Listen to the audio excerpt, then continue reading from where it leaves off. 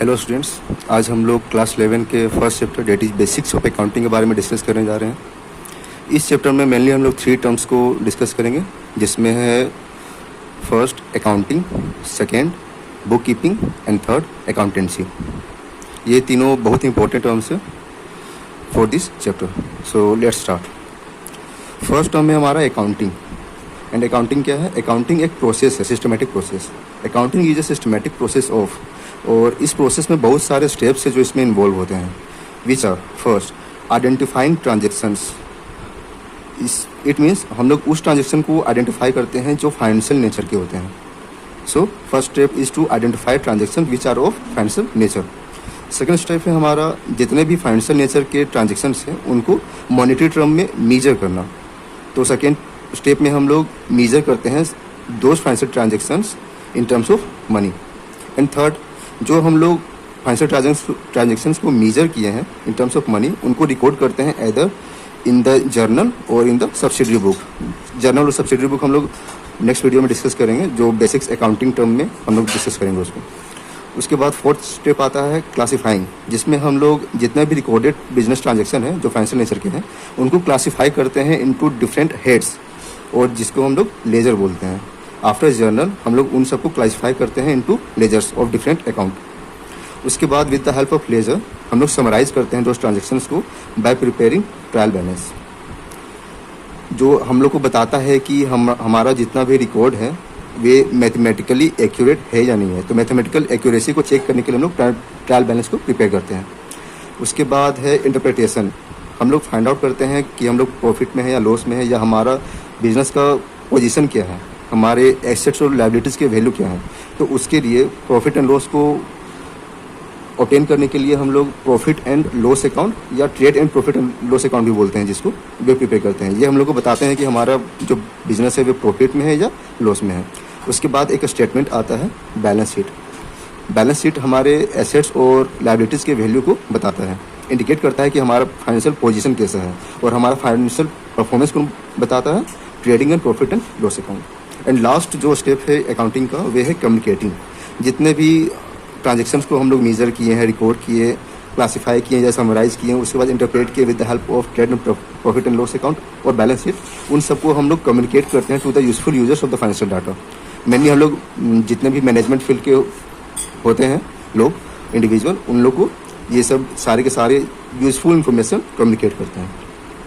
सो हम लोग ने क्या देखा है अकाउंटिंग में, ये जो सारे हैं ये स्टेप्स है identifying transactions which are financial nature, measuring those financial transactions in terms of money, and then recording them either in the journal और सब्सिडरी बुक। उसके बाद है classifying them into ledgers, and from those ledgers we prepare trial balance, profit loss account and balance sheet, and then lastly we communicate it to the useful users which require the financial data. इसके बाद हम लोग आते हैं objective of accounting के बारे में discuss करते हैं। आखिर हम लोग जो अकाउंटिंग कर रहे हैं उसके पीछे पर्पस क्या है हमारा। तो फर्स्ट ऑब्जेक्टिव ऑफ अकाउंटिंग है कि जितने भी सारे रिकॉर्ड हैं उनको सिस्टमेटिक वे में रिकॉर्ड करना, जितने भी बिजनेस ट्रांजेक्शन्स को है वे हम लोग कैसे करते हैं, by recording financial transaction in the book of original entry और सिंपली जर्नल या सब्सिडरी बुक में भी हम लोग रिकॉर्ड करते हैं। जब हमारा बिजनेस का लेवल थोड़ा वास्ट हो जाता है तो जर्नल में रिकॉर्ड ना करते हुए उसको सब्सिडरी बुक में भी रिकॉर्ड करते हैं। सेकेंड ऑब्जेक्टिव है कैलकुलेशन ऑफ प्रॉफिट और लॉस, जो हम लोग करते हैं bye preparing trading and profit and loss account. और थर्ड ऑब्जेक्टिव है हमारा असरटेनिंग द फाइनेंशियल पोजीशन, जैसे कि हम लोग डिस्कस किया था अभी, जो फाइनेंशियल पोजीशन है वे हम लोग बैलेंस शीट प्रिपेयर करके ही फाइंड आउट करते हैं। वैसे ही जो हम लोग फाइनेंशियल पोजीशन को असरटेन करते हैं bye preparing balance sheet which shows the value of assets and liabilities, और ये जो लायबिलिटीज़ है उसमें कैपिटल भी इंक्लूड हो जाता है। और हमारा फोर्थ ऑब्जेक्टिव है to prevent and detect errors and frauds, and at last to provide useful information to various users, जो कि हमारा last step of accounting process था। Now there are various branches of accounting.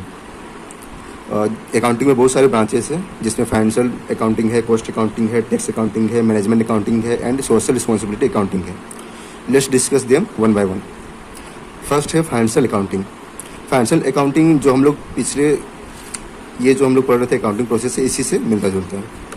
Financial accounting में क्या होता है, इसमें हम लोग बिजनेस ट्रांजेक्शन को सिस्टमेटिक मैनर में बस रिकॉर्ड करते हैं। देन हम लोग प्रॉफिट एंड लॉस कैलकुलेट करते हैं bye preparing trading and profit and loss account, जिससे हम लोग को पता चलता है कि फाइनेंशियल परफॉर्मेंस कैसा है बिजनेस का। और थर्ड है to calculate value of various assets and liabilities, that is financial position, जिसको हम लोग बोलते हैं। वे फाइनेंशियल पोजीशन कैसे हम लोग को पता चलता है, बाय प्रिपेयरिंग बैलेंस शीट, जो कि फाइनेंशियल स्टेटमेंट है। सेकेंड ब्रांच ऑफ अकाउंटिंग है कॉस्ट अकाउंटिंग। कॉस्ट अकाउंटिंग हम लोग को बताता है कि हमारा total cost of unit and per unit cost of good produce और सर्विसेज रेंडर कितना है। कोई भी बिजनेस स्टार्ट होता है तो उससे पहले हम लोग कॉस्ट को एडवांस में कैलकुलेट करके रखते हैं, ताकि हम लोग को पता चले कि कितना कॉस्ट आएगा कोई भी गुड्स को मैन्युफैक्चर करने में, ताकि हम लोग पहले ही फंड रेज करके रख सकें। तो सेकेंड है to estimate the cost in advance. Third to have the management in exercising a strict control over cost. ये main objective of cost accounting है। ये हम मैनेजमेंट को हेल्प करता है ताकि वे जितने भी कॉस्ट को है कंट्रोल कर सकें, ताकि कॉस्ट ज़्यादा ना हो सके, ताकि जो प्रॉफिट ऑफ बिजनेस इंटरप्राइज है या कंपनी है वे इन्हांस हो सके, इंक्रीज हो सके। ताकि प्रॉफिट बढ़े तो बिजनेस का जो फाइनेंशियल परफॉर्मेंस है वे इंक्रीज हो। कॉस्ट अकाउंटिंग को मेनली ICMI डील करता है, जो institute of cost and management accountants of India भी कहलाता है। इसके अंदर CMA आते हैं mainly, cost and management accountant, जो इनको डील करते हैं। थर्ड है tax accounting. Tax accounting mainly tax related activities से रिलेट करता है। ये किन किन से डील करते हैं आइए जानते हैं। To calculate the tax liability, ये टैक्स लायबिलिटी को कैलकुलेट करने के लिए हेल्प करता है कि कोई पर्सन कितना लायबल है टैक्स पेमेंट के लिए, या तो वे डायरेक्ट टैक्स हो सकता है या तो इनडायरेक्ट टैक्स हो सकता है।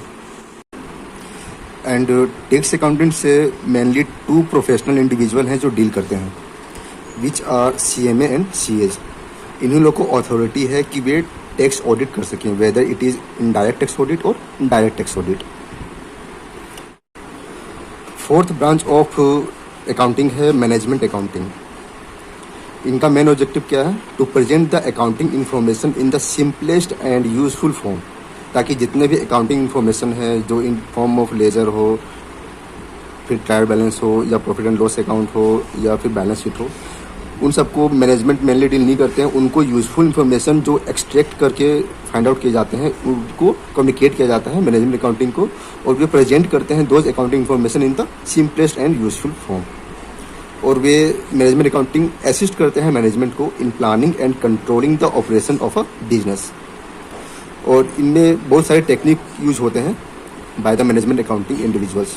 Those are first ratio analysis, second है budgetary control, third fund flow statement, and fourth cash flow statement, and many others.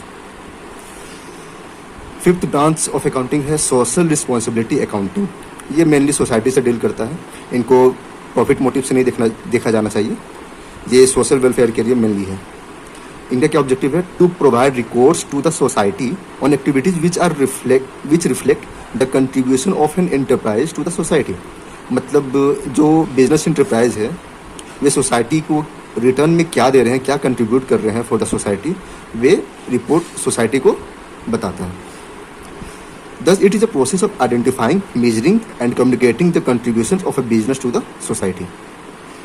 Third, contributions consist of providing employment, providing financial and manpower support for public programs, environmental contributions, product quality, and customer satisfactions, and many others also.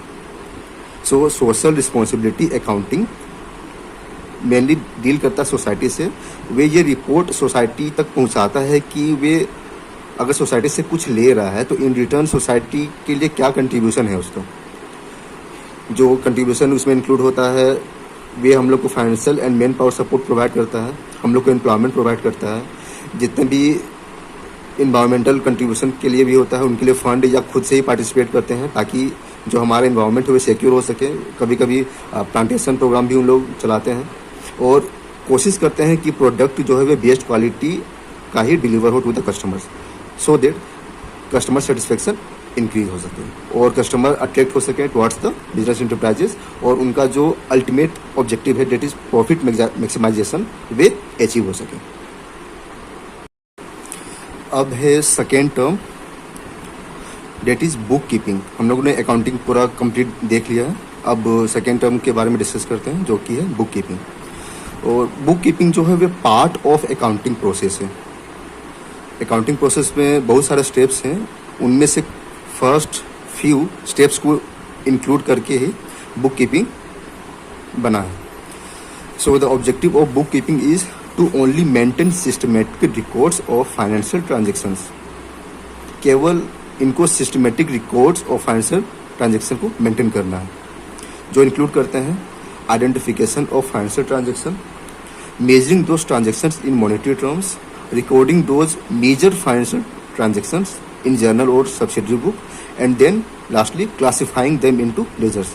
तो इनका जो steps है वे identification से लेके classifying those transaction into ledgers तक ही सीमित है।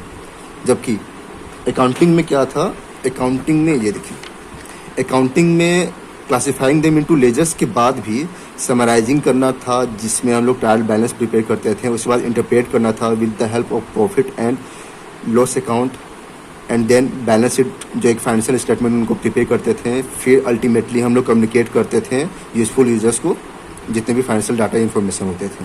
लेकिन बुक कीपिंग जो है वे mainly first 4 steps of accounting को ही डील करते हैं। It is performed by junior staff and is routine and clerical in nature. ये जो है कोई भी क्लर्क कर सकता है with limited knowledge of accounts या कॉमर्स। इसमें ज़्यादा एनालिटिकल स्किल्स की नेसेसिटी नहीं है। एंड थर्ड टर्म है अकाउंटेंसी। हम लोगों ने अकाउंटिंग देख लिया, फिर बुक कीपिंग देखा, और थर्ड टर्म है अकाउंटेंसी, जो अकाउंटिंग एंड बुक कीपिंग दोनों को इंक्लूड करते हैं। It includes both bookkeeping and accounting. ये क्या है, a body of knowledge consisting of the principles and techniques which are to be applied in bookkeeping and accounting. यानी bookkeeping accounting दोनों का दोनों एक प्रोसेस है जिसमें बहुत सारे स्टेप्स हैं।